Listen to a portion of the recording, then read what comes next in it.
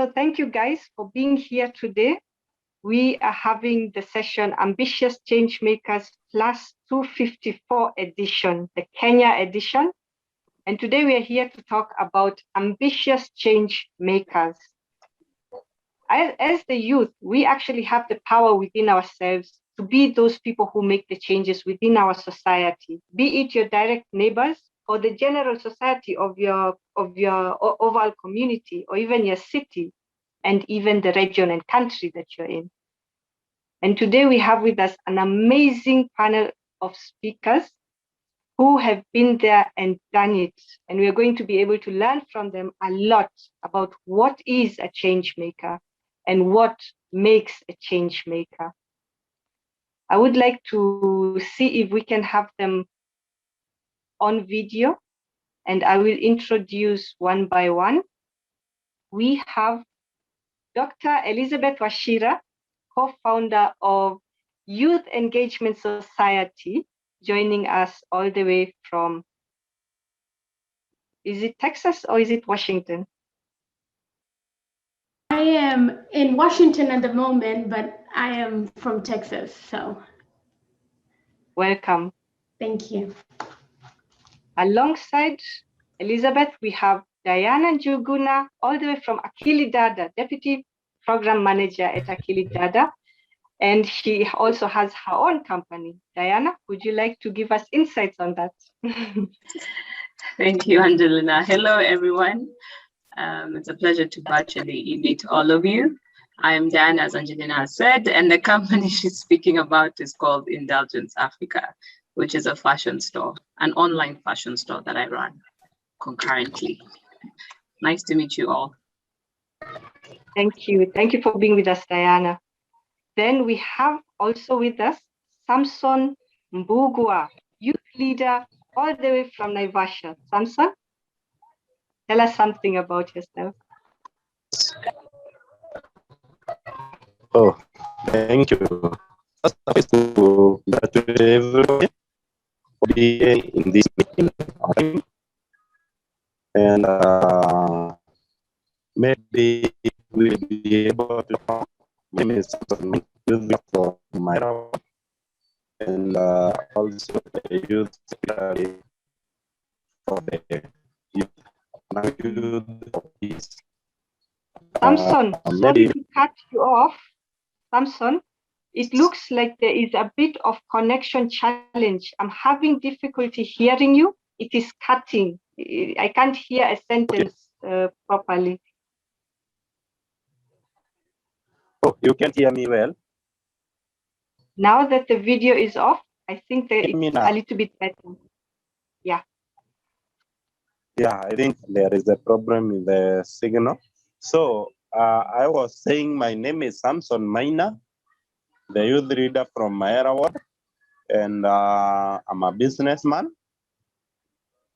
I'm still a youth, and I'm also the youth secretary for Nakuru Youth for Peace. And maybe we will be able to talk more on our way on the meeting. So thank you. Thank you, Samson. Good to hear that we have a youth leader all the way from Naivasha, Mayela Ward. Very important to speak from the ground up, because we all have a voice no matter where we are. And it's important that we hear everybody's opinion, and you're the ideal person to bring that on board today. Thank you so much for being with us. We also have another youth leader, Maurice Kang'ethe, all the way from Kajiado North, Orieki Ward. Maureen, kindly introduce yourself.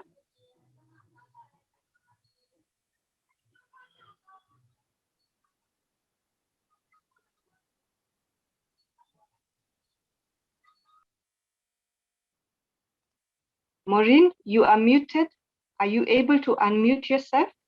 Yeah, I am able. Hi. My name is Maureen Kang'ethe. I come from County 34, Kajiado County. I come from Kajiado North Constituency, Olkeri Ward, and I work for Yoga.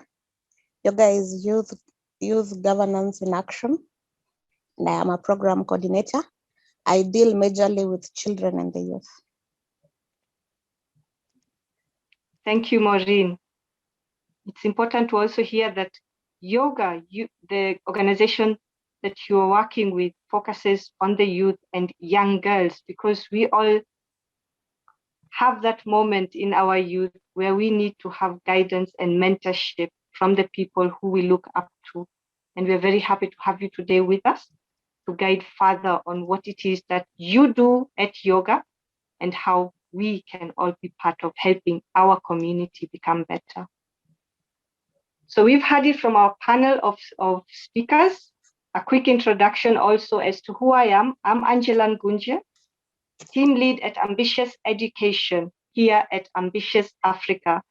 We are an initiative that aims to combine and bring together, bridge the Nordic countries and the African countries. I will share my screen to give you a better insight in the next 2 minutes of who we are and what we are doing and why are we here today.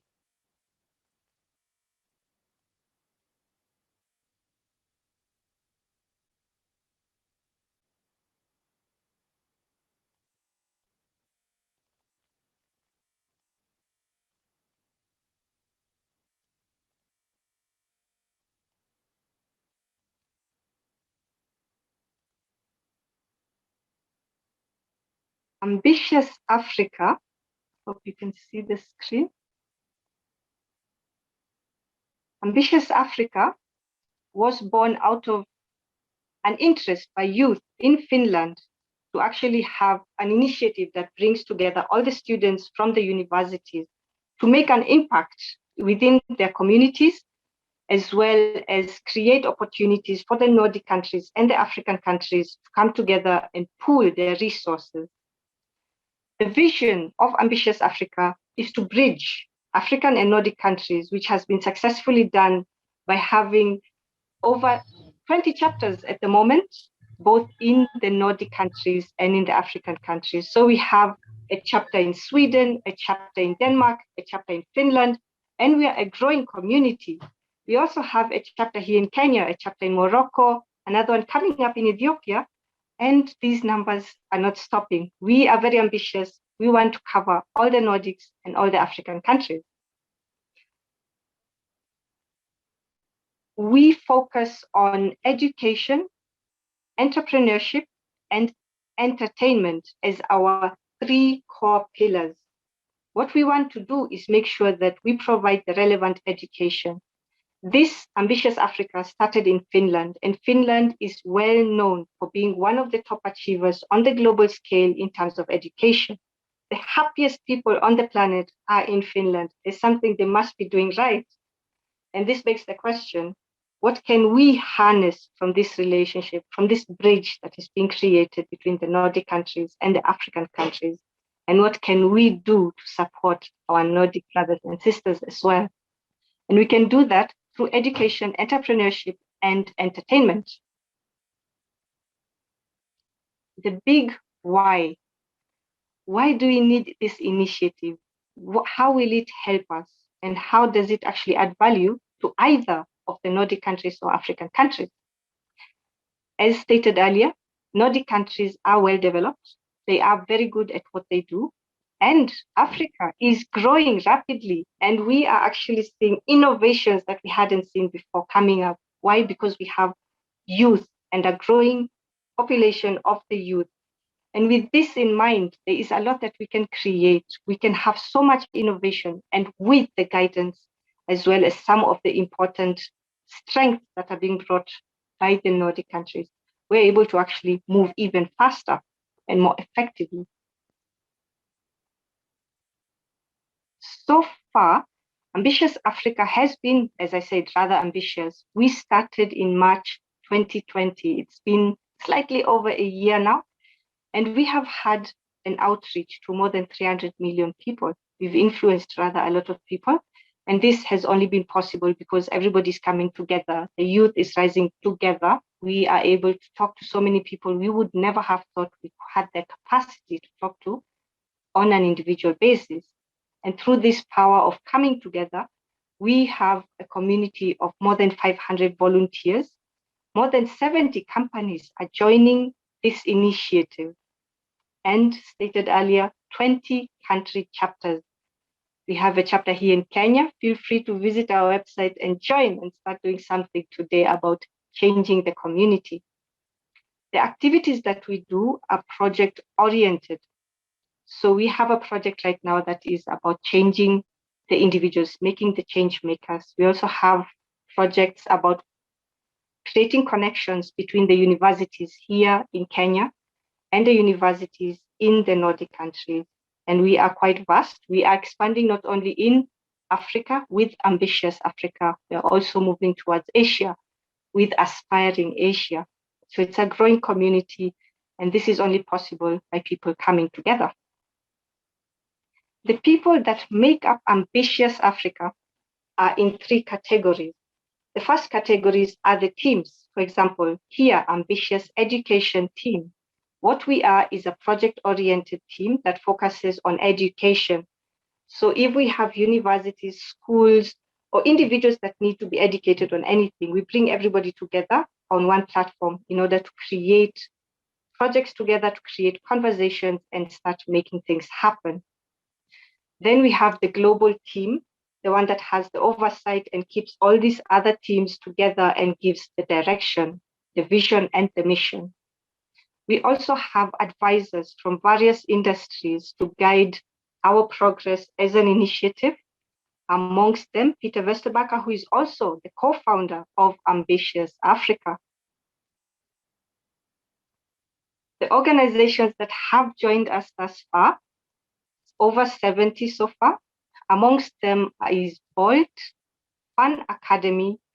We have also had projects and memberships and partnerships with International Chamber of Commerce, as well as the Women's Career Society. And in the academic area, we are looking towards creating partnerships that can give people, even here in Kenya, in other countries, the opportunity to actually go to the Nordic countries to study and continue their studies as well.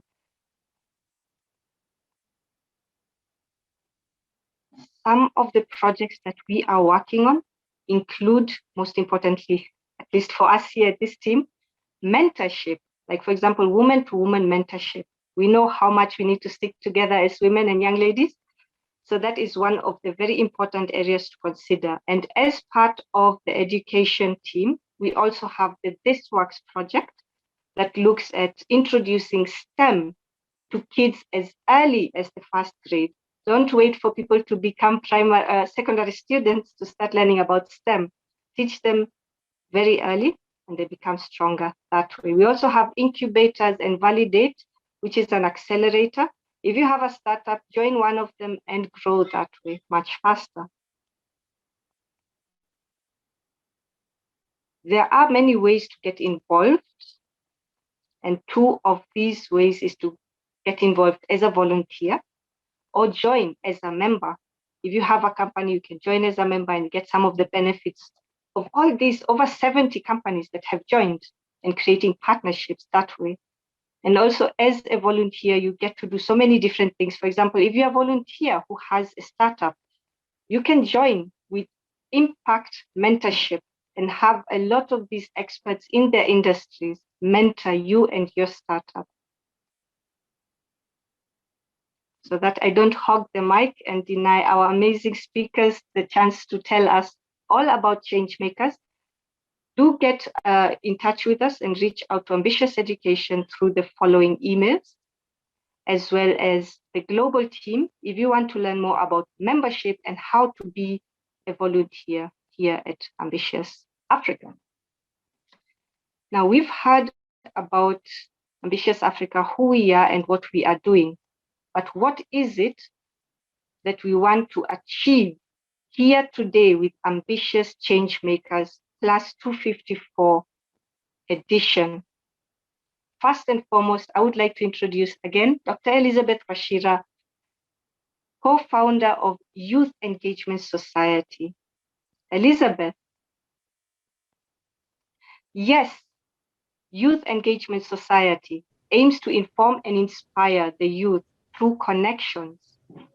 Tell us more about the Youth Engagement Society and its approach to youth empowerment. Absolutely. Thank you so much, Angelina, and to all my co-speakers that I'm sharing the space with. I'm excited to be here. So diving right in, Youth Engagement Society really is exactly what it is, youth engaged in society. And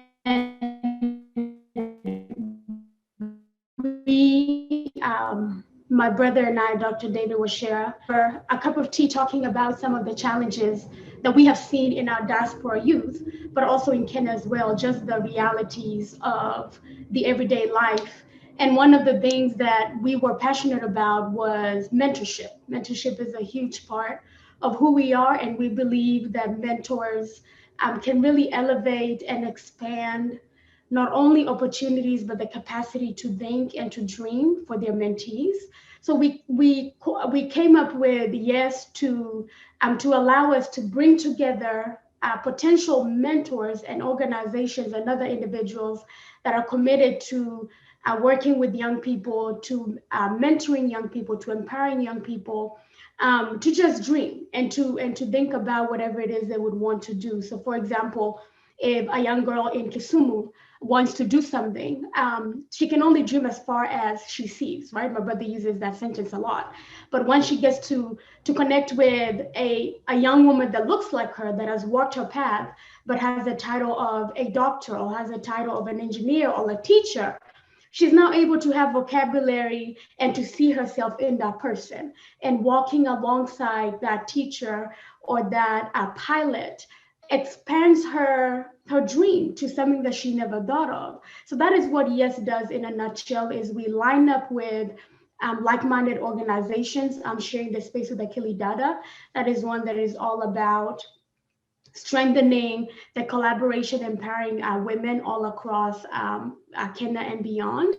And so we come together with individuals like that, and we say, hey, how can we work together to create resources, to create synergy between us, to do something for our youth? And so whether it is doing workshops, collaborating with like Carleton University or Strathmore or Crime POA, we come alongside organizations that are committed to engaging young people, because young people are the current future and the future of tomorrow, especially in Africa, where 60% of our population are young people under 25. We have to start engaging them and even stepping away to give them those platforms so that they can grow.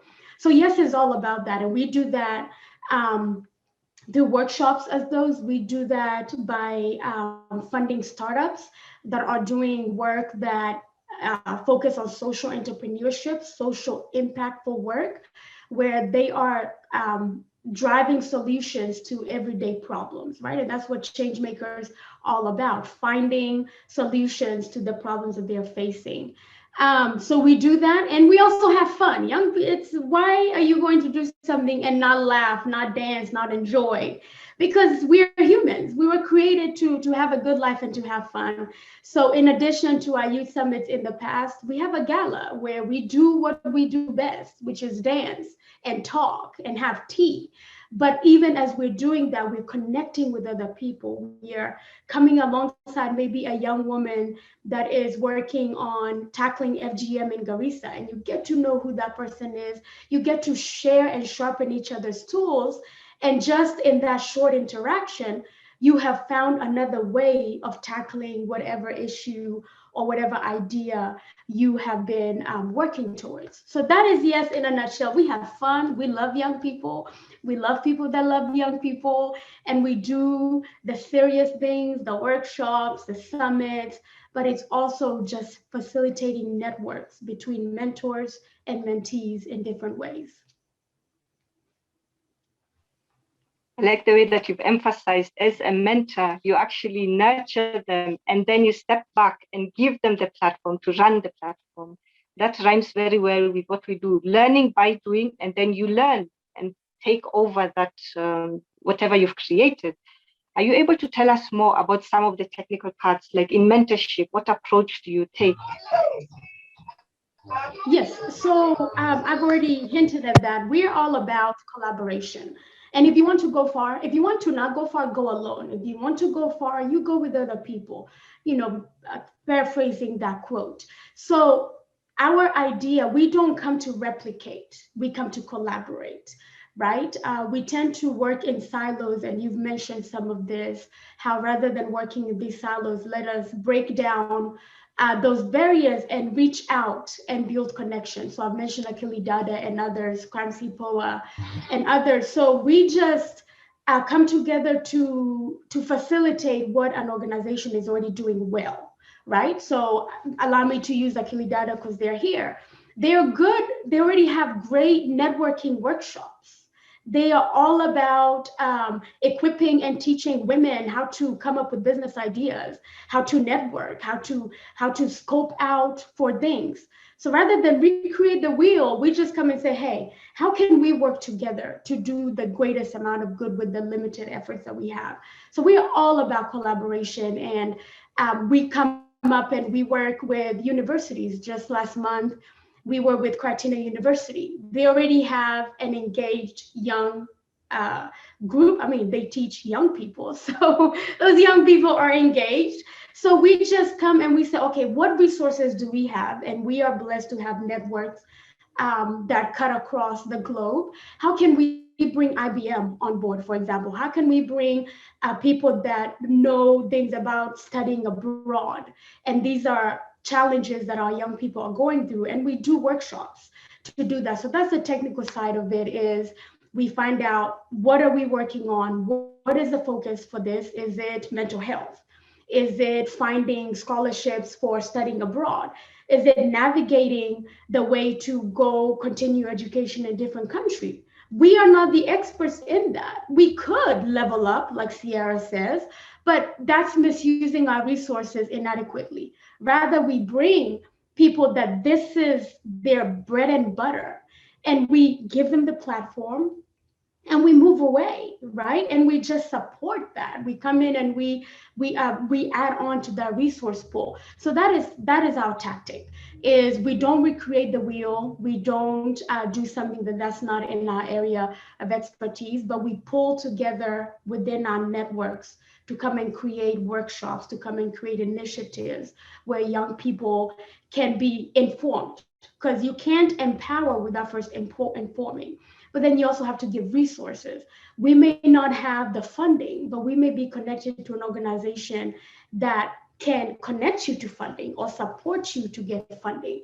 So we just create those pipelines as well across sectors.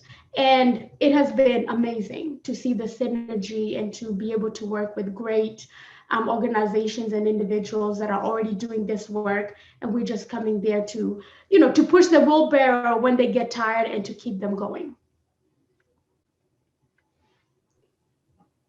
That's very true, especially when it comes to resources. You don't have to reinvent the wheel. You already have all of these different silos. Just bring them together and make the most of it. And in that spirit, with that in mind, I would like to take the next question over to Diana from Akili Dada. Diana, how does the environment currently support youth as change makers? Is it supporting or is it not supporting? What is there currently in the system that can support youth? Thank you, Angelina. So I think in Kenya, we're at a very good place right now. We all know all the policies are very progressive that we have in our country. There's a lot of talk right now about the youth and how we can support them. The government is also trying to support them, but we also have to have the harsh reality and the harsh discussions and reflections that we're not yet there. In terms of the environment which we have in Kenya of youth being able to work, I would say it's progressively positive, for lack of a better word, in the sense of, as we can see from this call, there are a lot of youth who are all leading their own organizations and they're able to speak up. That's one thing we can't take for granted, that we're in a country where we're able to speak up and voice our, we have freedom of speech. So that's one of the progressive things that we have. There's also a lot of cohesion now with a lot of the youth organizations coming together. So that's another thing that I would say the environment is helping to support. So they're able to learn from each other, get the insights from each other. And as Elizabeth was saying, you know, they're able to leverage each other's strengths and positives so that they can work together to achieve a common goal, which is actually something that is pretty impactful. So yeah.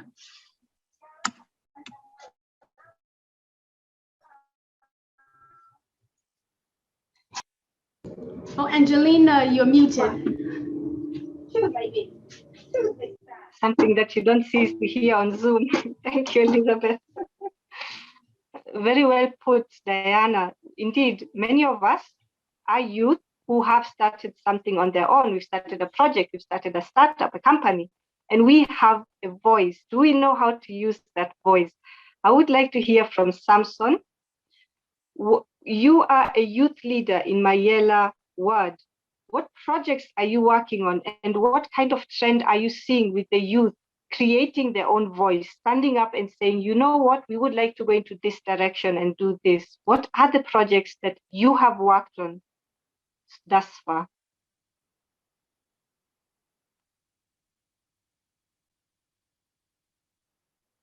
Samson?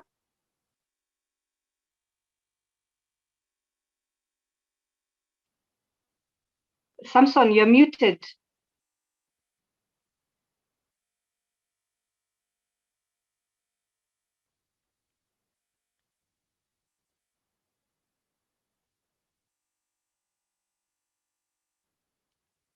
All right, as Samson tries to work on his audio, I would like to take the same question over to Maureen as a youth leader in Okieri ward. As a youth leader in Okieri ward, what are the projects that you're working on, and how does this indicate or show the power of our voice as the youth makers? Are you able to speak to that?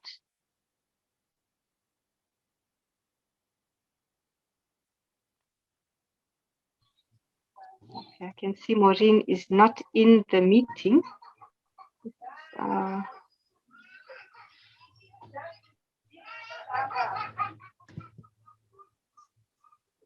Hello, Samson? Angelina. Yes. Can you be able to hear me? Yes, I can hear you. I can't hear anybody. I think I lost my sound. Hello.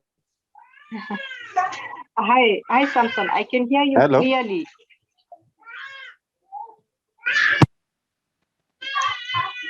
Oh, I think I lost my sound. I can't be able to hear anybody.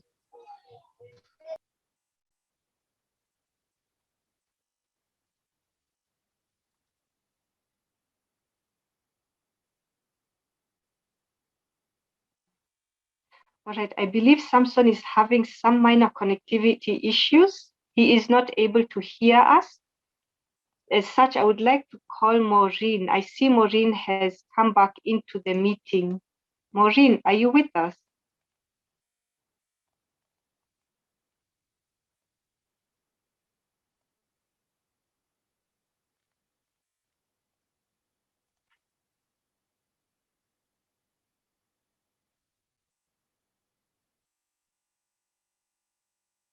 The challenges of connectivity.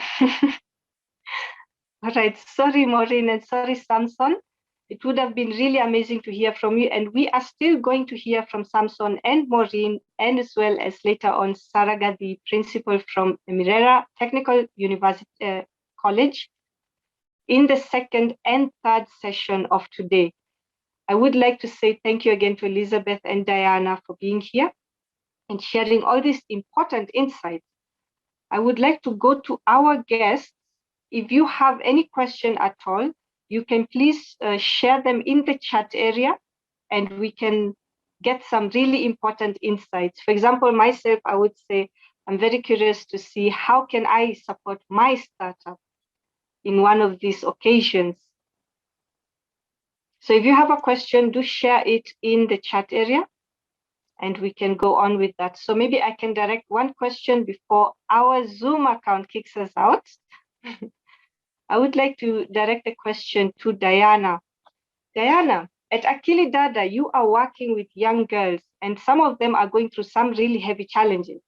For example, in our community, we have a few of the technical universities where girls during 2020 have unfortunately gotten pregnant very early and have had the fear of going back to school, which is not something that should happen. Don't have that fear, go back to school. How has Akili Dada been able to support young women such as that in such a circumstance?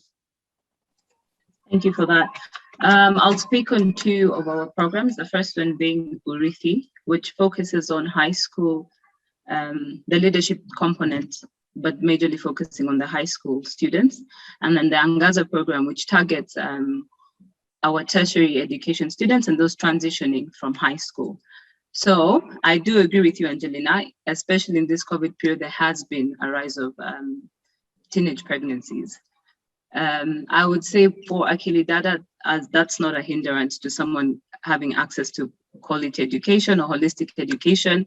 We've never seen it as a limitation as to why they should, leave school or they shouldn't be allowed to go back. But we do acknowledge that the country does have, especially the public system, the country does have a system in place that has to be followed. So what we do is we work together with the student or the particular person who's found themselves pregnant at a particular time. We'll have the discussions with the parents if it's a minor to ensure, of course, we have consent with the parents, as it is, they're the legal guardian of the person. We would work and would provide psychological support to the girls, so they'll have group therapy sessions, where they'll be able to talk to a counselor and they'll be able to walk through what they're going through and be advised on, how to adapt to the new situation. We then have conversations with the parents about the return to school and going back to school policy, explaining how the government regulations are in place, where they'd have to officially communicate with the school, they have to officially communicate with the education's office formally, and then the school is the one who's the decision maker together with the education office.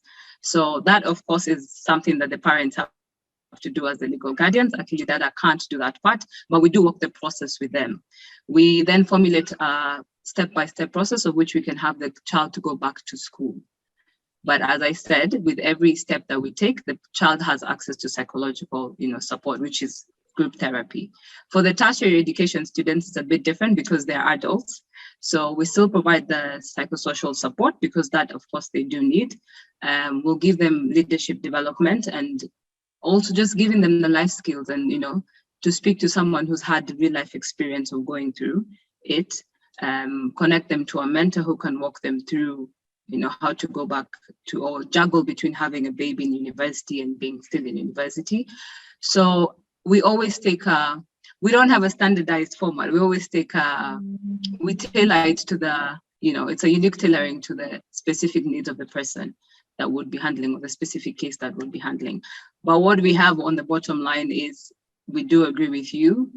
It's not a hindrance for them not accessing holistic education. It's just every situation would be different. So how would be handling it. Also dependent on the background which they're from and if they have the support of the legal guardians, if they're by themselves, if we can link them with another support system, so on and so forth. But also with the basic line of them going back to school. Thank you, Diana. That's important to see that you are looking at the individual and tailoring your answer. Okay, I think we can just hit it off and continue where we were. And thank you, Diana, for sharing that really important note. It's not the end. If you did get a child, that happens. If children are a blessing, life continues, and you just make the most of what we have. And that's very important. Listen to people and customize the response based on what situation are they in, what's the environment, and who are their parents, what kind of support structure do they have in place. As we continue this second session, we are going to look deeply into Akili Dada as our keynote speaker here. Diana, I'm going to start with you. We see how Akili Dada is actively promoting women empowerment through various events and programs. Can you tell us more about your approach? We have heard how you approach teenage pregnancies, but in specific, how do you approach women who bring on board a little bit of a mindset challenge? They do not want to move that direction, but it is in their best interest to do so because sometimes progress comes through, we need to change the way we think. And one of the things we as humans like to do is say, I am the way I am, and I like it. How does Akili Dada deal with that when you are trying to deal with women empowerment? Sorry about that. I think I got disconnected. Am I back? Yes, I can hear you. Okay. Yes, so let me start by giving a background, at least for what Akili Dada does and who we are, just to build up the flow to your question. So Akili Dada is an international leadership incubator, and we work with young girls and women, young women and girls from underserved backgrounds to address the need of African leadership. So what we discovered is, as we all know, there's a gap between the key decision makers that we have in the continent and the two three gender rule that is in almost every constitution. There's a huge gap there, which we all can attest to. So we believe that women can do and will lead. Our organization is comprised of young women who are all leading in different components of their work. We have 3 programs, as I mentioned earlier: Urithi, which means inheritance; Angaza, which means to light up; and Washa, which means to ignite. So we use 4 strategies throughout all our work, which is financial investment, capacity building and mentorship, leadership development, and our movement building and advocacy. And through using all those strategies, we work towards, of course, addressing the need of having women in leadership positions, and specifically African women in leadership positions, and then becoming key decision makers, both in where they work, what in their community, and also in their personal lives. So to answer your question, Angelina, I would say through the strategies that we employ, we have a component which is cross-cutting, which is called movement building and advocacy, which goes hand in hand with capacity building. So changing of mindset takes a process, and it's a gradual process. So we would provide the leadership development component, which shows us that they can and they will lead. That's the part that it addresses. We would then bring in the capacity building, which provides the let's say we're building a cake. So we have the base, which would be the first step, but we'd give them the leadership development component. Then we'd have the capacity building sessions, which would be the actual cake, like the flour. And then we would have the icing on top of the cake, which would be the mentoring sessions, which would be paired with someone who is in the field or someone who has expertise and has real life experiences, just so that you're able to internalize all the overload of information we might have provided you through while we're working with you. When we also have the movement building is where we bring people together to create literally what it is, the movement. So people come together from different walks of life, from the different communities, the different experiences, and they're able to work and interact together, share their insights, share their life lessons, share what they've learned, provide opportunities to each other, which we have seen. They come together, they collaborate, and it literally builds the movement around what we're trying to achieve. We then have the advocacy component, which will come in, of course, to amplify everything that is happening, which I've seen Ambitious Africa is a good partnership to have. But yeah, so we come together to amplify everything that is happening and everything that they're doing. So giving them a voice in what they're doing in their communities. One of the things that we are usually keen on is ensuring that they do social impact projects, which involves them identifying problems in their particular community. And once they identify them, it gives them a realistic outlook of how they can work on what we've taught them. So how they can implement what we've taught them throughout, the period of which they're in our program. The social impact programs are tied to their community. They identify their problem, they come up with the solutions on their own. We work with them to the implementation, helping them identify whether it's budget writing, proposal writing, just building up the skills that they're able to, fully implement the project, linking them to partners who can be able to amplify the work. So we would be the link and just bridging the gap for them to be able to solve community problems in that particular area. We've seen some come up with really exciting projects. One that comes to mind is someone was able to construct a road in their community, which was pretty impressive. They were able to connect them. They did all the groundwork. They were able to go to the county government and jumpstart that process. So that was pretty impressive. So we don't believe age is a limitation. The particular person that I'm speaking of who had just graduated from high school, so they were transitioning into university. So yes, those are some of the mind shifts that we have seen throughout the program that they go through. Thank you. But the approach, I really like yes, sorry, Diana. I like the way that you mentioned that you not only offer the mentorship, show them, bring someone who has been there to talk to them about that, but also at the same time, you are giving them an opportunity to look around them, what is around them in the world, to be identified as a problem, so that it gives them that opportunity to now start seeing their environment differently and to see it with the perspective of I actually can and I will, the way you said it. Thank you for that insight. I wish we had Maureen because she wanted to add more about yoga and to see how Akili Dada and yoga have so much in synergy in common. And I also see that Samson is not with us at the moment, which means now that all comes to you, Diana. And I don't want to put too much on that, but I will go to that question that I feel is really important. From what age do you support girls and women? You've said that there's a transition to secondary school all the way to the university, but how young do you start with this mentorship? And how old does it go to? So like, what is the age limit? Okay. We work with girls from the age of 13 all the way to young women who are 35, which is subjective to every demographic area that we're working with. What I mean by that is we have girls who are 20, but they're still in high school, depending on the demographic. We have some who would have ideally completed at what is required by the government, which should be 18. So, but the age group that we work with is 13 to 35.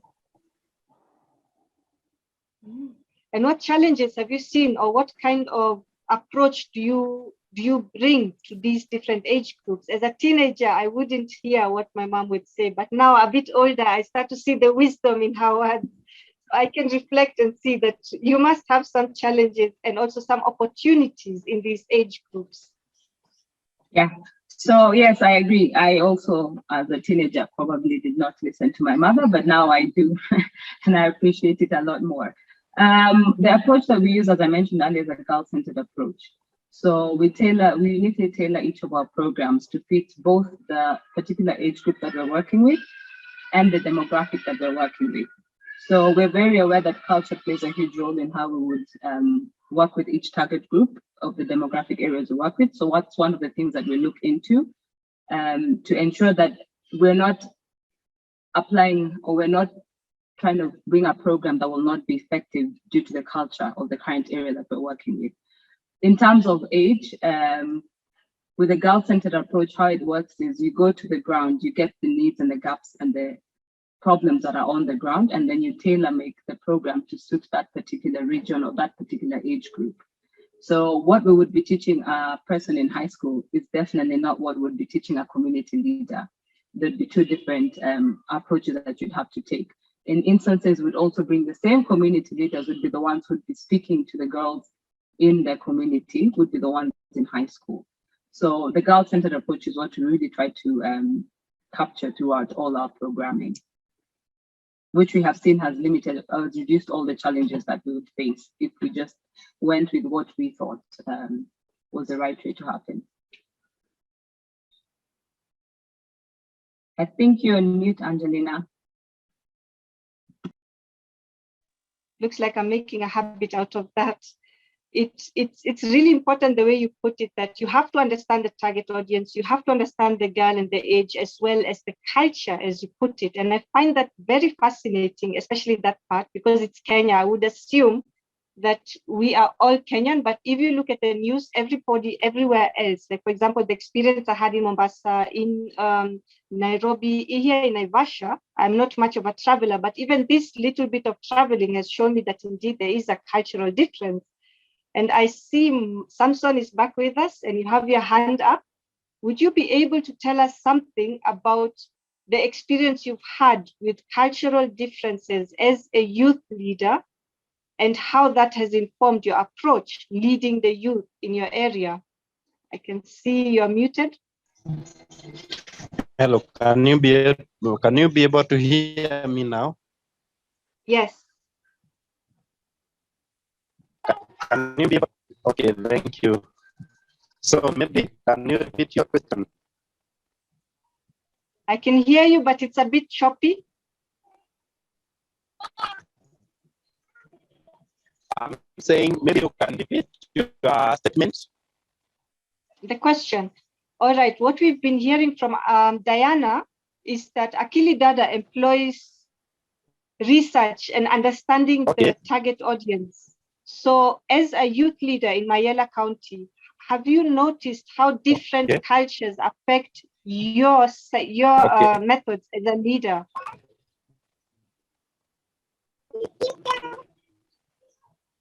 Okay, I have noticed, especially in my area. Can you be able to hear me? Because my gadget, I think, has a problem.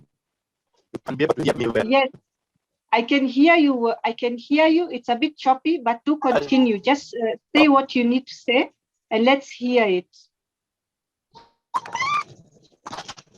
Okay. Okay. In my area, I have different ethnic groups. That is Maasai and almost each and everybody, because each and every ethnic group, because in my area there is so many companies, especially the horticultural companies. So I have noticed it is a bit of challenging when maybe you are dealing with people from different or involving different cultures. Yeah, because the way Maasai does their things, that is not the same as the Kikuyu does. Yes, thank you for that, Samson. And how has this observation influenced the way you interact with your community members? There is this culture, like for example, I use one of the ethnic group, that is the Maasai, or the Borana, where maybe the female or the female gender is not supposed to maybe to mix with the male gender, and maybe that I see it is a hindrance in terms of youth empowerment. That is the only thing that I have seen, especially in my area, where I have people from different ethnic groups. Back to you. All right, thank you, Samson. It's interesting to see that there is a lot of differences in culture. Like, for example, here in Naivasha alone, there is so many different kinds of people, and how we are able to effectively communicate with them is going to determine how we as the youth are able to be the change maker. And that comes back to what language are we using, or rather what choice of words are we using, and also how are we able to make others of different cultures feel comfortable with us coming into that space and talking to them about change, because nobody wants to admit that I have to change now, which goes to the next question. And I will direct this question back to you, Samson. What experience have you had as a mentee? Because we all have mentors, and we, at some point, we are mentees ourselves before we become the mentor. And what experience have you had as a mentee? And how has that influenced your planning to empower the youth within your community with that knowledge of being a mentee? Samson, you are muted. Yes, I have been able to unmute myself. So one thing I can say here, in my area, especially, I give an example in my area. It is a place where most of the youths are maybe were not able to acquire the education because of some factors. Maybe I mentioned one. Their parents are one of the IDPs. They were affected by the intercommunity wars. in 1992. So especially in my area, so many youths are not able to, they were not able to get the education, or they are not that much educated. So as you can see, an area without education, it is affected by so many negative impacts, such as drugs, which is the main factor that is affecting my area. But under my leadership, I have been able to maybe to change in one way or the other the level of using drugs. At least have gone down. So at least the experience that I have is that my area, people are ready to change. My area, especially when it comes to the government intervention, I can see a change. So at least I have experience when my area is considered with some of the factors that are affecting youth. Thank you. Thanks, Samson. Samson, kindly allow me to break that, to interfere there a little bit. Sorry about that. What you have mentioned in terms of your area, what kind of experiences you've had with the drug abuse, but some of the changes that people are adapting to. People want to change, and some of the historical aspect that they've gone through has unfortunately put them a little bit behind in terms of education, but they want to adapt and they want to change, and there's some struggles with drug abuse. Now, I'd like to continue with that line of thought and jump over to Diana. Diana, what kind of experiences have you had in regards to that? You are working with young girls and even university-going students and people who themselves are at the age of having kids. Have you experienced with the fact that drugs and alcohol has stopped them from progressing positively and continuing with their lives effectively? And how have you managed that? Thank you for that. Yes, we have experienced it. We've had cases where we've had issues of drugs and alcohol abuse, both from their parents and then trickles down to the adolescent girls that we'll be working with. What we put in place, measures that we put in place, as I'd mentioned earlier, is the group therapy that we provide. Group therapy, particularly when they're high school girls, so that to avoid because you'd need to get the legal guardian to approve for us to be able to provide direct psychosocial support to direct therapy. And seeing as in school, group therapy works because we're able to speak to the schools and they allow us to provide group therapy to the individual girls, but in a collective manner. This we've seen has helped because then the psychologist, the counselor is able to talk them through and is able to advise on the next steps forward, both to the guardians, because they're the experts in that particular field. And then the guardians are the ones who make the call on what happens on the next steps forward. So that's the provision that we're able to provide. Also, one is to prevent it, putting in place prevention measures, such as providing them with information on how drug abuse can influence their lives, how alcohol abuse can influence their lives, how it's not a path that they should choose.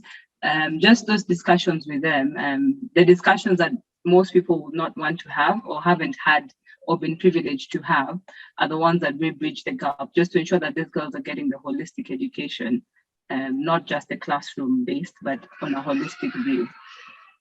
So yeah. Thank you, Diana. That was really impressive to hear that you approach it from three different aspects: the holistic education, informing them, giving them that information to deal with that, as well as giving them group therapies so that they're not alone. They are with other people, they hear other people's stories. I would like for a minute to take that back to Samson before I go to Elizabeth, who is also here with us. and then to Sarah before we complete it, because Sarah is also a principal at a technical college, and I'm sure these are issues that are everywhere with us. And I'd like to hear from everyone, like, how have you managed it? Samson, you have actually introduced that anti-drug and anti-alcohol in my yellow ward. How did you do it, and how have you been able to be so effective?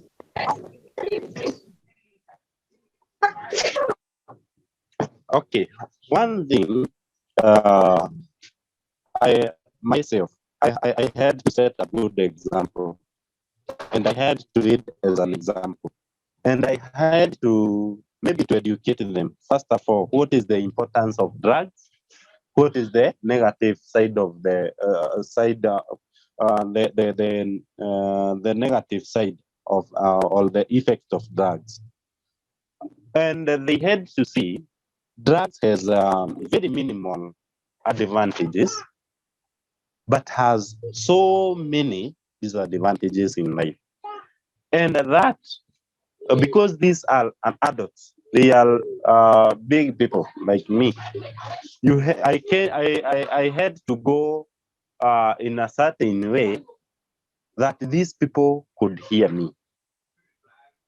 And I maybe I used some government organization like NACADA to get some maybe some books to educate them, some items that can help.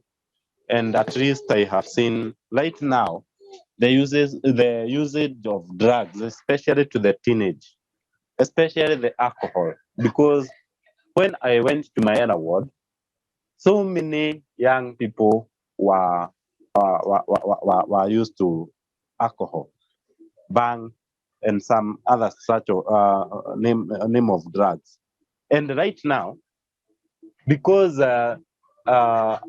during some meetings, especially when we had some communal meetings, I had to introduce that education, the drugs and drug abuse education, and I had to teach even their parents.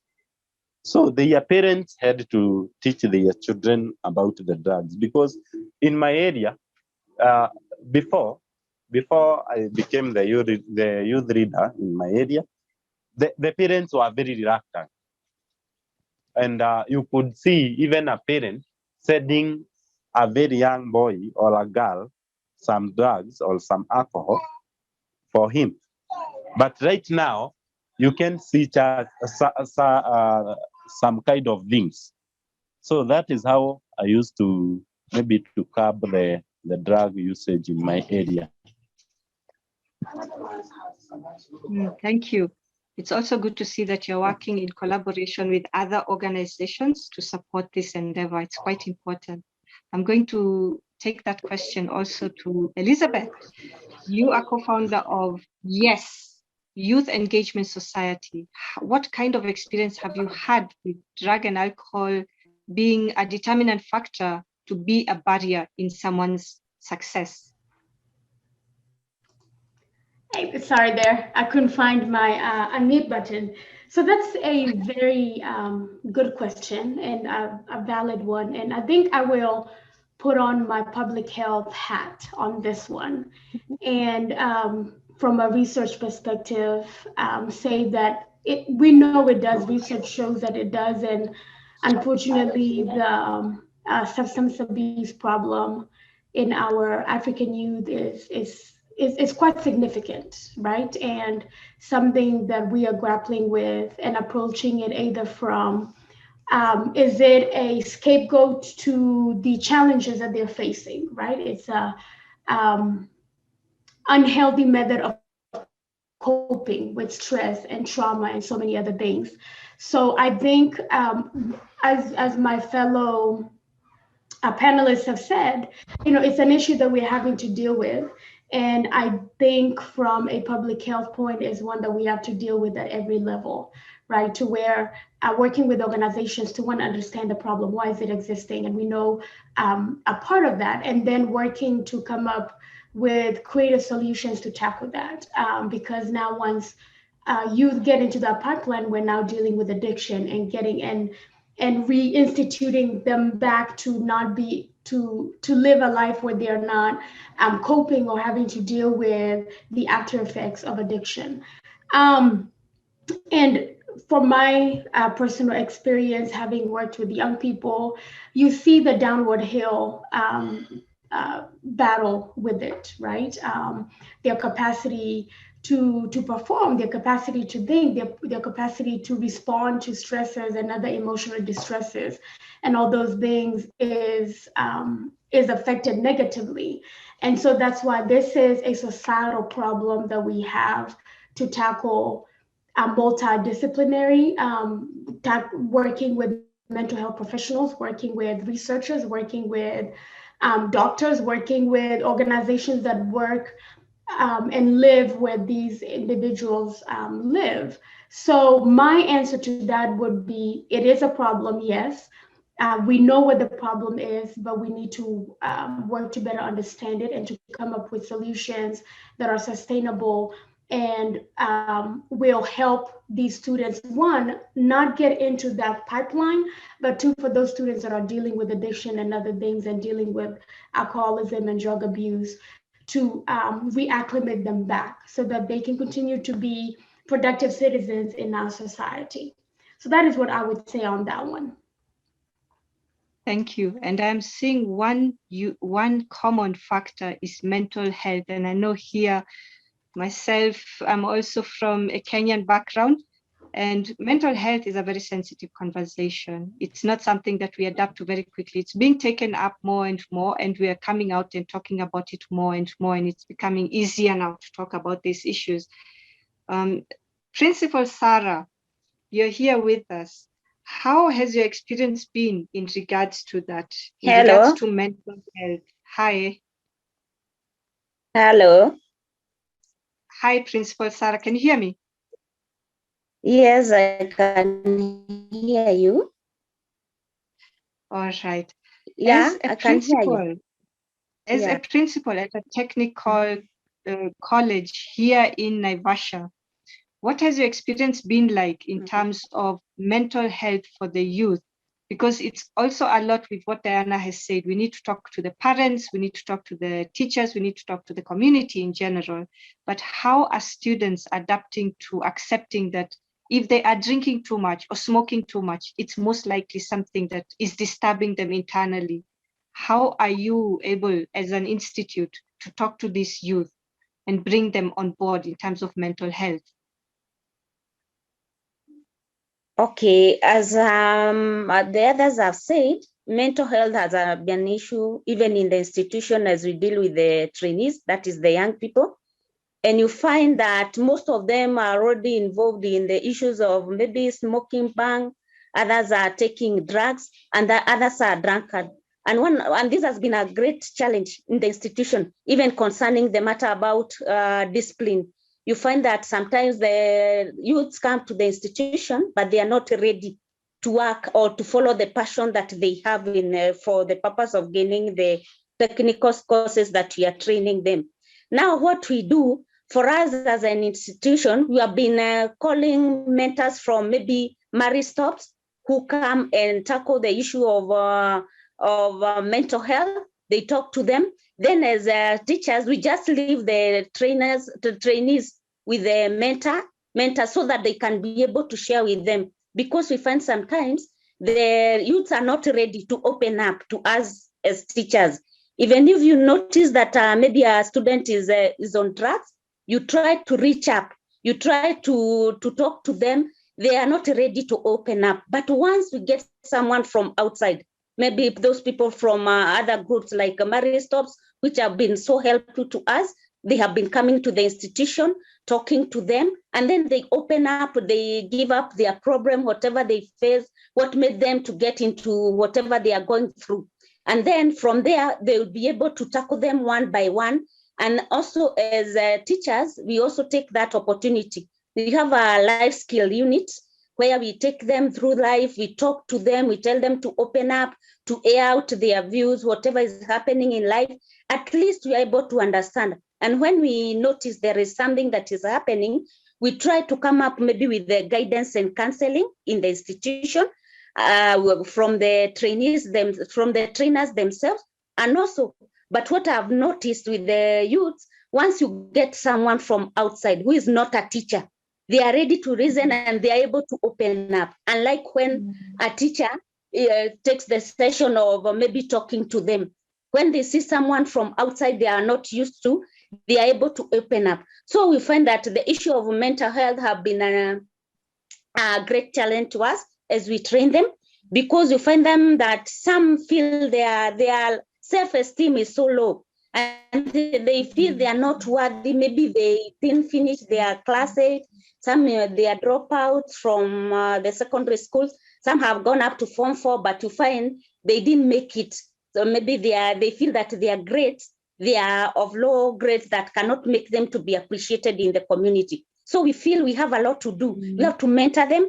We just encourage them. We let them follow their passion so that they can be able to open up. They can be able to work toward their goals and whatever they feel it is acceptable in their life. Thank you. Thank you for that. Really, really motivating to see that you are going that extra mile. And I can see here we are on our last 1 minute. This is going to be up and down, running to the next meeting and so forth.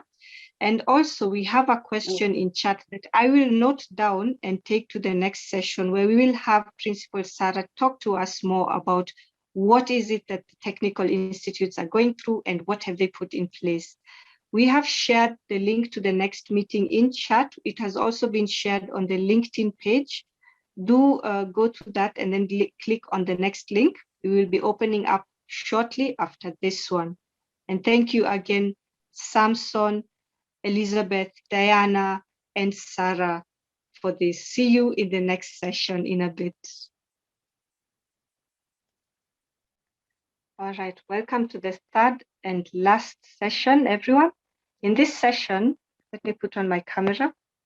I'm a bit worried. If you find that your connection is a little bit unstable, do tell me. I can immediately switch off the camera. In the meanwhile, let me just introduce what this session is about. This session is going to look into how to become the change maker. We have heard about the challenges of being a leader, the challenges of managing ourselves, and the solutions that are already out there. And now we are going to look into how can I be a change maker? I want to go out there and I want to tell people that there's a way that we can do things better, but how can I do that? How can I be effective in it? And in this session, we're going to go deeper into that. And we have no other than Principal Saragadi from the Mirera Technical Institute here with us. I'm going to jump right into the first question. Sarah, as a principal at a vocational institute, you have an oversight over the youth holding great potential to be the leaders and the change makers in our community. Tell us, how do you guide the youth to become the change makers, to be empowered, to make a difference, not only in their lives, but in the lives of those around them? Oh, unfortunately, Sarah has just dropped off.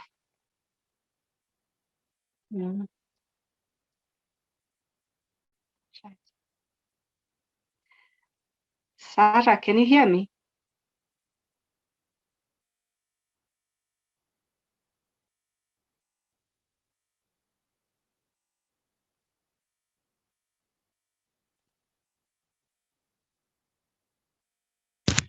Yes, I can hear you now.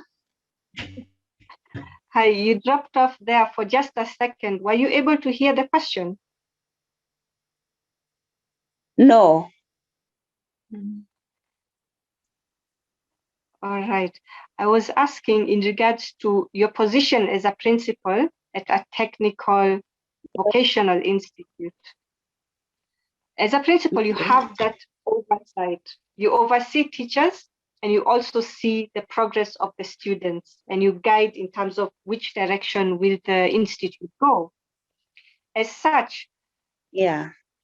what kind of guide do you use or have in place for the youth to be empowered, to be that change maker? You've told us about the challenges you've had on trying to look into the youth. What problems do they have and how can they change these problems? But without these problems in general, how do you guide the youth to make a difference, not only in their lives, but the lives of the community? Okay, what I can say, and the issue of youth empowerment, you find that you encourage to take charge of their lives and their community by addressing the situation and then take action in order to improve the access of the resources and transform their consciousness through their belief, value, and attitude. So empowering them is aiming to improve the quality of life. Now, in the institution where you deal with so many people with the different characters, the young people who have just come from maybe from the primary, the basic education, some didn't complete. You find there are so many challenges that you face because you find in our cases we deal with those who have just completed class 8. They have just completed their class. That is the age of maybe 14, 15. These are still very young people. You do not even know what is there in life. So you have to guide them the steps that they are supposed to take in life in order to empower them and to be reproductive people or in the community. One thing on how to guide them, when a young person comes into the institution, they are coming for training. They feel they want to train in a course. One challenge that we face is that you find some do not know even what they want. They just come, madam, me, I don't like this course. I don't want to do this. I don't want to do this. Now, what I do when they come to the institution, first of all, I tell the parent, you are not there to choose the course for the trainee or the youth. Let them make their passion. Let them follow what they feel is good for them. Because you find these young people, when you give them decision on what to do, you find sometimes they just disappoint their parents, they disappoint their guardians, and even us as teachers, we end up not giving what is worthy of what they came for. So what I do, I give them that time to follow the portion of their heart. We sit with the trainee, the parent does not talk, we just introduce himself or herself to us, then the other session remains me and the trainee. We discuss on the way forward. I ask the trainee, how do you feel it? Why have you come to the institution? What do you want to achieve? When the trainee, you take her or him through the question, you'll be able to let her or him follow the passion of his heart, to take the courses that they feel they are comfortable. They will be able to be empowered. They will take the course that will be able to help them to achieve and to make people who will be competent in the future. Because what we train them in entrepreneurship skills, we give them life skills, we give them communication skills together with the course that they have come to take in the institution. So once you let them follow the passion, you find when you sit down with that trainee and talk to them, they are ready to work. They have the passion. You see, the other issue had come is that when you force a trainee to come for a course, or the parent forces, there is a lot of absenteeism. They don't want to come because they feel that is not the best for them. You have to let them make their decision. That is how you guide them into empowering them. Let them follow their passion. Let them do what they feel is best for them. The other thing, what I do, share the success story of the people who have gone through the same process and they are already successful in life. They have been empowered. Let them know that the steps that they are taking, they are not the only ones. You can give them stories. You can let them know that they can also make it, to make them, they feel they are comfortable and to know that there is somewhere they are heading, taking the courses that they want. The other thing, the other thing is to let them start from where they are.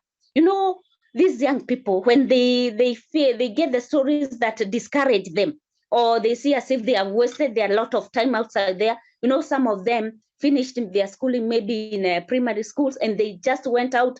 They do not follow their parents. They don't want to get anything. And then they have come back. What we do when they come, we tell them that is the right time. You have come and you'll be able to achieve whatever you want in life. So you encourage them. Never tell them it's too late, you have wasted time. This will make them not to feel encouraged and you will not be able to empower them. Once you let them choose their passion, you give them success story of the people who have gone through the same process and they have been able to achieve. Let them have encourage them to start from there. tell them, give them the reason why they should be there. They should follow what they feel is best for them. And for in our government, we find that there is what we call upward mobility in education. Someone can start from the lowest grade, you move upward up to the level of getting a PhD. So let them see the light that is there. Empower them by telling them that this is the right time to start and you can be successful as the person. Maybe you can quote some examples and let them start from there. Encourage them. Let them know that they are never too late, but they can still make it in whatever they have started to do. The other thing, let them show them that what they say or how they reason matters. Just have time to listen to them because you are there to empower them, because you are there to make them that they get the best in life. Make sure you show them whatever they say and the way they reason is the best thing to do. Just give them time to talk. Let them give out their heart. Let them talk what they feel in them, and then you'll be able to guide. Because one thing I've noted with the young people in the process of empowering them, if you don't then involve them in the making of decision, they feel they are not up to date to whatever is happening. You can see also in our nation, there are so many cases of unemployment. The young people are saying that they are not taken care of. They are not given that time to air out their views. But for now, the government has given that opportunity to them. And right now, the government is following up with the young people to make sure that their decision and their opinions are being followed in empowering them.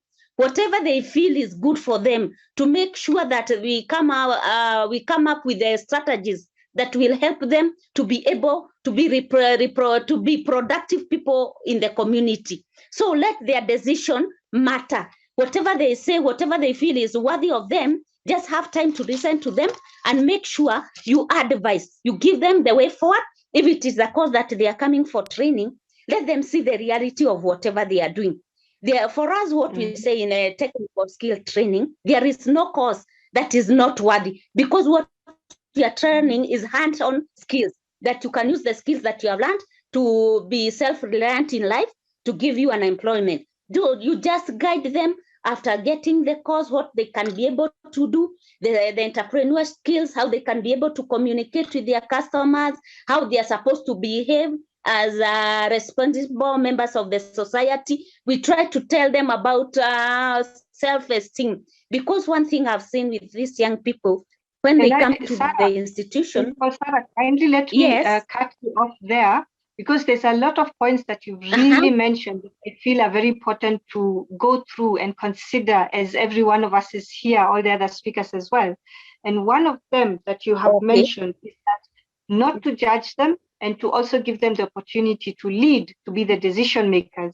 We've heard from Diana earlier on that also through her group therapy, as well as guiding the girls, Akili Dada is also giving the opportunity for young girls to be the decision makers. And Elizabeth was all about step back, let them take over the platform and let them be the people who make that decision, which is really, really looking like it is across all of these different groups, that all these solutions that are there, they're employing one thing in common.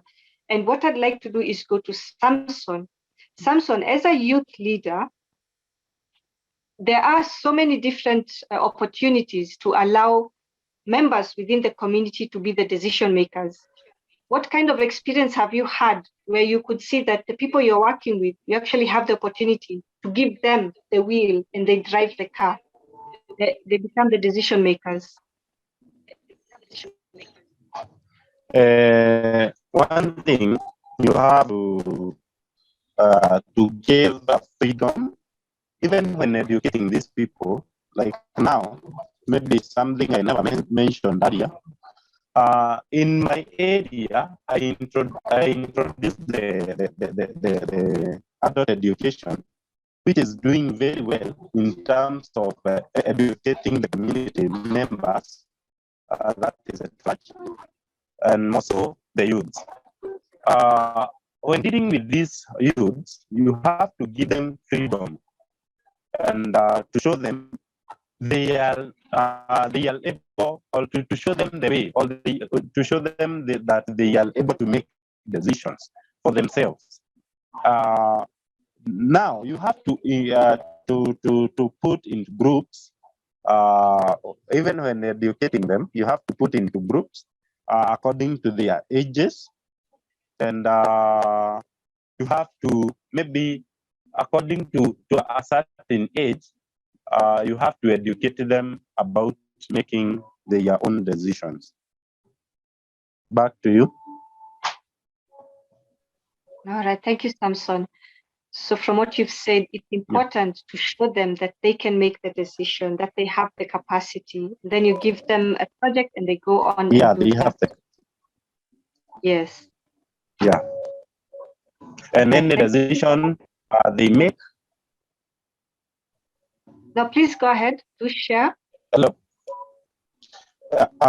And any decision, and you have to show them that any decision they make, it might have the positive impact or the negative impact. So it is for them to decide. Which is important in terms of accountability and being able to understand that actions also have consequences. Because as a leader, that is one of the things that we really have to take serious. If what I do, will it have a positive impact to my neighbors, or will it have a negative impact? Thank you for that, Samson. And I'm going to take this next question right back to you. From your personal experiences, what has been the greatest challenge to reach where you are right now? What has been the greatest challenge to be a youth leader? Very good question.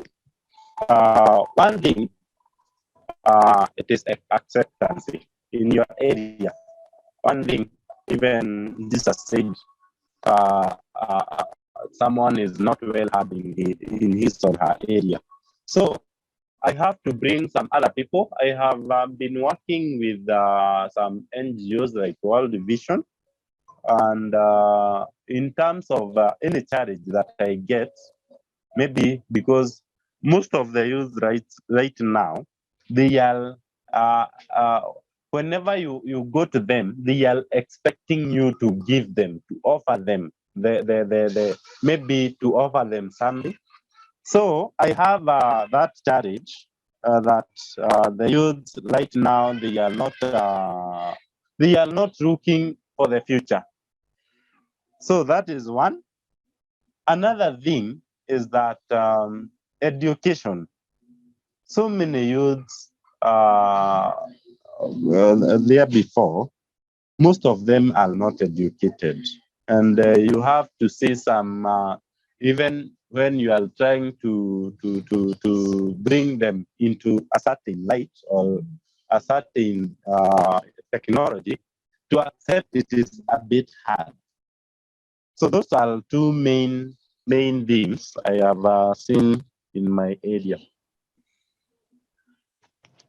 Thank you for that. I know one of the things as a challenge is to work with people who expect to be given rather than to work towards it, which is something that can hold us back as individuals to be that change maker. Don't expect a handout. Expect to actually work towards it. As you said, Jesus goes to the ocean and sees a lady. Instead of feeding her fish, he shows her how to actually fish for herself, and that way she's enabled and empowered. Teach them the skills. Exactly. All right. Thank you, Samson. That's a very important insight, and I would like to take that question over to Sarah. Sarah. Yes. To be the change maker that you are, to be the principal of a technical institute, what is the main challenge that you've had to overcome to be where you are now, a youth leader and a leader of an institute? Okay. Let me say it has not been an easy journey, because one thing, you have to believe in yourself, because as you grow up toward achieving whatever you want in life, there are so many things that you meet along the way.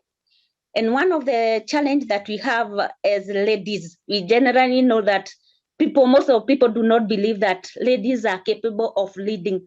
But with the new generation and as we move in the new era, we find that even ladies are doing better than men. in their areas and their responsibilities that we are given. And I'm very glad to quote our Chief Justice. That is a proud, because she made me proud. I felt I'm also capable of doing whatever others could not do. So one of the challenges that I found is people not believing in your ability. You know, people might look down on you and see as if you cannot be able to deliver. When they feel like maybe you are given an institution to lead, and you know you are not dealing with the young people, because this one, most of them you find they are, even the youngest maybe you may find in the institution is 14 years and above. And you find that people may not believe with their age. Are you surely capable of leading the adults? But you have to fight that. One thing I do, I have to develop myself that I know what I am supposed to do. You have to have self-confidence. You should be able to make people believe that you are capable of working, you are capable of delivering, you are capable of empowering the youth and making sure they are people who are productive and competent in the community. The other thing that the challenge that I have been facing is the area of qualification and the requirements that I should have in order to be a leader in a youth technical institute, because you find that there are so many people who are willing to work and working toward that. So you have to make sure you outshine, you give yourself, you have the passion. Like myself, I really love what I do. I love working with the young people, talking to them. Even as a principal, you find when I'm in the institution, I just walk out of the office. Maybe it is break time. I go and have chat with them. I ask them, how do you feel it? Do you feel you are learning? Are you gaining what you want? And then we are able to have a conversation with them. And through talking to them, I'm capable of knowing how they are faring, how they are doing. You find most of the time, even I'm very free with the learners. I just walk out of the office. I meet them in a group during break time. I ask them some questions so that they can be able to open up, and I should know what they feel, whether they are gaining what they want, whether I'm doing the right thing in the process of empowering them. The other challenge that is there is competition. You find there are so many other institutions which are there still offering what is offered in my institution. What I do, I should make sure I give the quality training that will make my trainees, as they go out, they are competent, they are able to deliver, they are able to give them whatever is best from the skills that they have learned. So you have to stand on and make sure that you are able to compete with the other institution, with the other groups that are empowering the youth, so that you can be able to outshine and make sure you produce the best by making sure you are giving them the advices of what to do. The other thing, what I do, I make sure I follow up with the attachment. Whenever they go for the training, I make sure I follow up with the company to know whether they did the best, whether they are competent. Can they be employees who can be trusted in the work that they are being given? So the challenge in whatever you are doing, competition, and to qualify for that post. Thank you. Thank you, Sarah. I really like the way you pointed it out. We are in a country that is trying very hard with the 2/3 gender rule to encourage women to be the change makers. At the same time, there is still that mindset that we need to work towards, and that is what I like about that. Believe in yourself. And I would like to take this next question to Diana. Diana, what is one key ingredient you feel is necessary for a youth to have to be that change maker? Thanks, Angelina. One, I'm gonna go with, can I give two? Two of my favorite quotes. I think it's agreeing with what Sarah has been saying. It's letting them know that no one is them, and they're the ones, and that's their power. There's no one who can be them, and that's the power that they have. And I think it's also telling them the harsh reality is no one is gonna give them a seat at the table. Again, building up on what Sarah has been saying, it's up to them to bring their folding chair. I think helps. I really love that. Don't expect to be given that seat. You need to bring your own folding chair. Thank you, Diana. It's important to believe in ourselves and to work really hard towards where we are heading. And this is bringing me back to Elizabeth Washira. Elizabeth, for you, what is one key ingredient to be that change maker? That's a great question. And I think, let me use a recipe where I think we've all cooked a meal here. And I think being a change maker requires courage, it requires consistency, and it requires curiosity. 3 C's, right? Because a change maker by definition is somebody that comes up with creative ways to tackle challenges that they face. And it may require you to be courageous in terms of doing something that other people have never done before, or introducing a new way of thinking.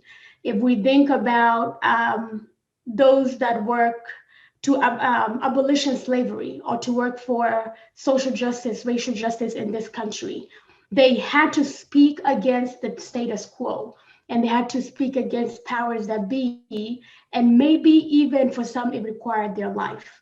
But so it takes courage, it takes consistency. Change does not happen overnight, especially since we're changing culture, we're changing how we think, we're changing how we have been doing things in the past. We're coming to terms with the way we are headed, whether it is on issues regarding mental health. We cannot sweep things under the rug. We have to speak about the problem as it is. We have to stop stigmatizing, and we have to take the solutions to the schoolhouse, to the pulpit, to the political warehouses. It's going to require consistency to where you are willing to stay tenacious and not quit even when you don't see any outcome or impact of what you're doing.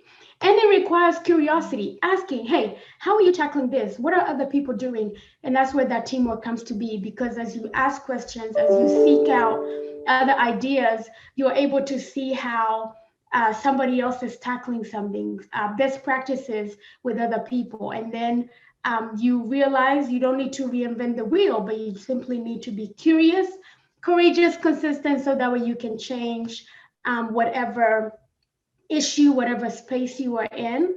And lastly, for example, if you're drinking blend tea, right? Who told you to drink blend tea? Just because you found your fathers, your forefathers, other people drinking plain blend tea, that does not mean you cannot add masala, that you cannot flavor it with sugar. So do that. And it may shock some people that have been used to drinking sugarless tea, but that's okay because you stay consistent, you introduce it. Now that's a very basic analogy, but it makes sense. You don't have to eat what you have been served, especially how it has been served. You can break it up. You can say, let's tackle it this way. Let's add a little flavor. Let us add something. And that's where that courage comes into play on that one. Back to you, Angelina.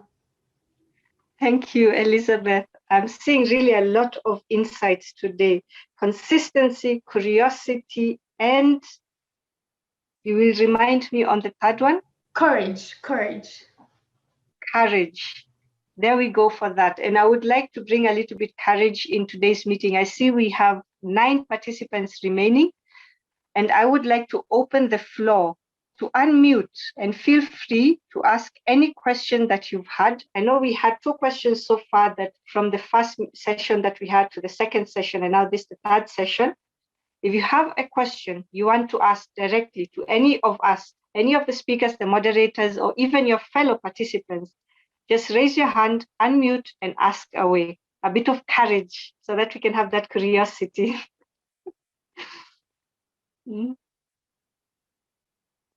Even our speakers, if you have a question towards your fellow speakers, go ahead. I see we have a hand, Roy.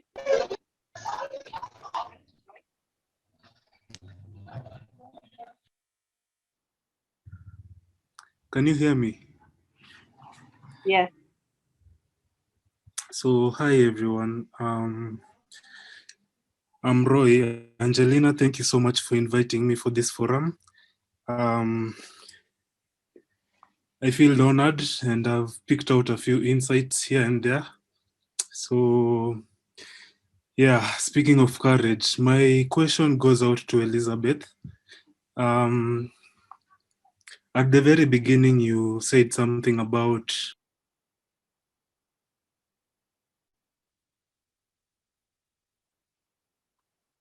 Sorry. I think you've been muted. I'm muting the wrong people. Sorry, Roy. You'll have to unmute yourself again. Oh, okay. Yeah. My question goes out to Elizabeth. You mentioned something about working with startups, if I got it correctly, in terms of capitalizing, so to say. So I just needed to ask, what consideration are there for both parties?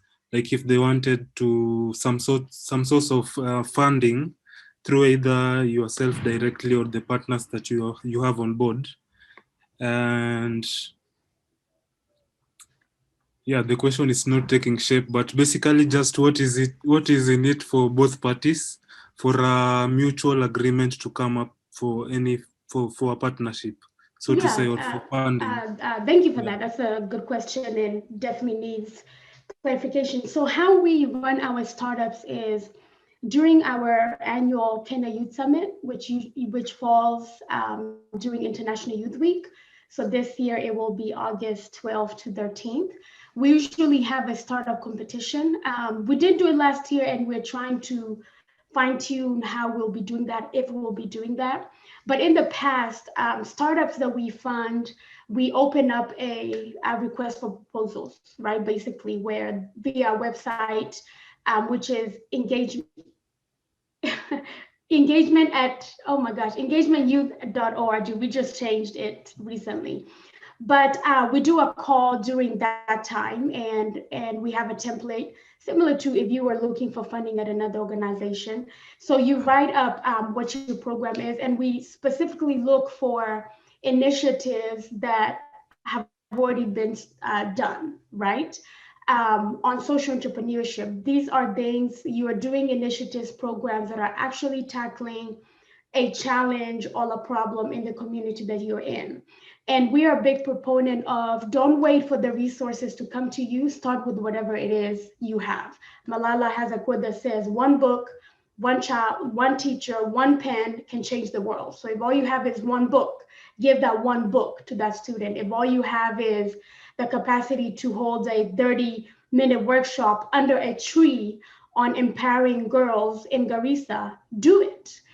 There are many things we can do now without needing the funding, because you can talk to, if it's on empowering boys, you can do summer camps. So the previous startups we have funded, we like to see what is the trajectory that you've been doing? How have you been working on this?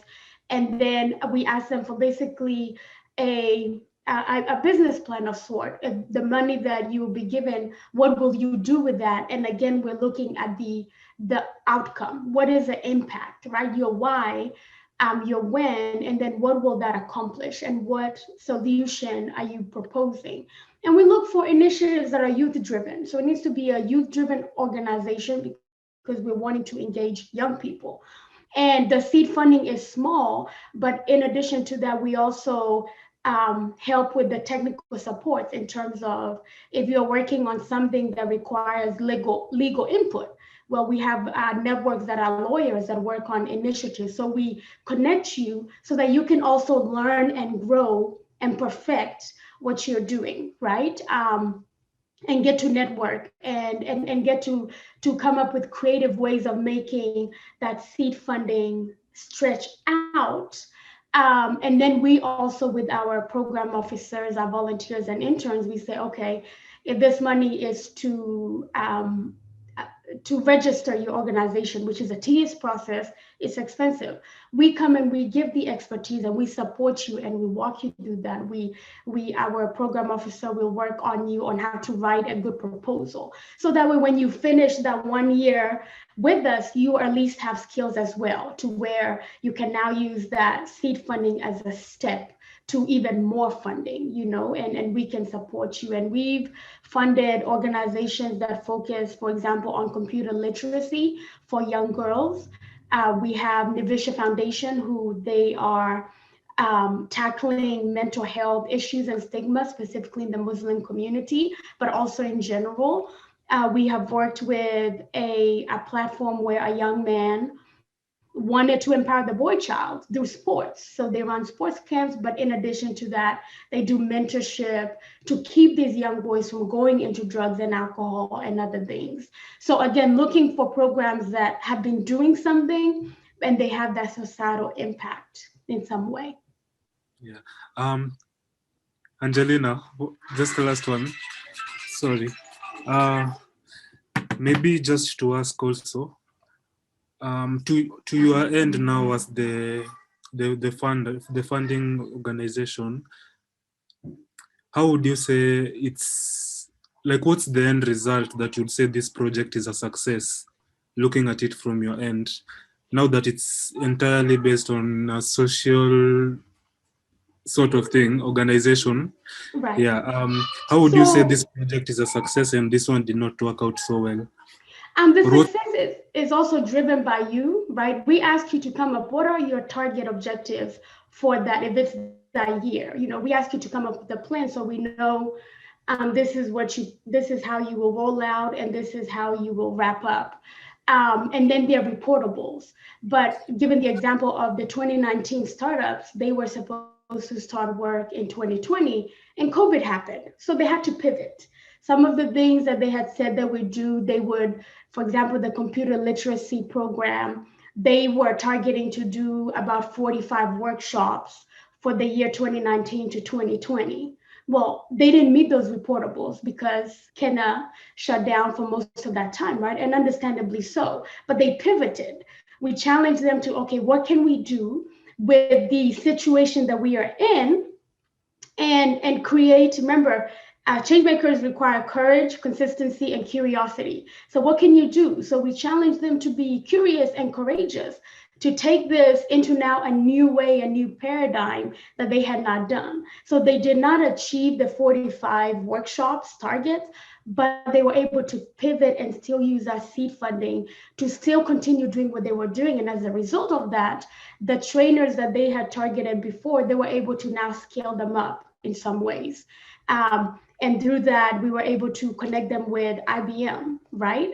To facilitate now workshops driven by IBM, who has the capacity to do virtual learning.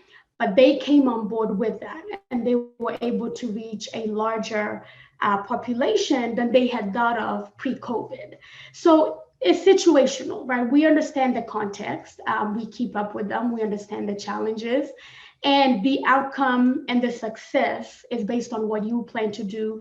And we fund programs that actually, okay, this is viable, it's realistic, it's viable, and it's sustainable. After you finish the money that we give you, does that program stop? Or have you found ways to be sustainable? So those are the recipe ingredients that we're looking for on that. Thank you, Elizabeth. Thank you. Thank you for the very good questions, Roy, and thanks for the good answers, Elizabeth. Now we have 2 minutes and 20 seconds left. And I don't see another hand up. Do we have any more questions? I can see we have with us Caroline, Austin. If you have any questions, this is the right moment to ask them. And if ourselves as the speakers have a specific questions towards our fellow speakers, go ahead and also ask. It's an amazing opportunity to really ask those pertinent questions we've been having during the entire session. Okay, going once, twice, and thrice. All right. With 1 minute, 30 seconds left, I would like to say a big thank you to all of our amazing speakers. You guys are doing so much for the community. From all the different levels, we are seeing that we need to look into our community, understand our community, and then find ways to communicate with them so that we are more effective with the changes that we are trying to bring about. and also some of the challenges that we are most likely going to face as change makers and how to overcome these challenges. So today we've been able to learn what is an ambitious change maker, how do we build ambitious change makers, and what does it take for me, for you to be that change maker. So again, thank you so much, Elizabeth, Diana, Sarah. I see Maureen and Samson have left, but thank you so much, you guys. You're amazing change makers in your own right.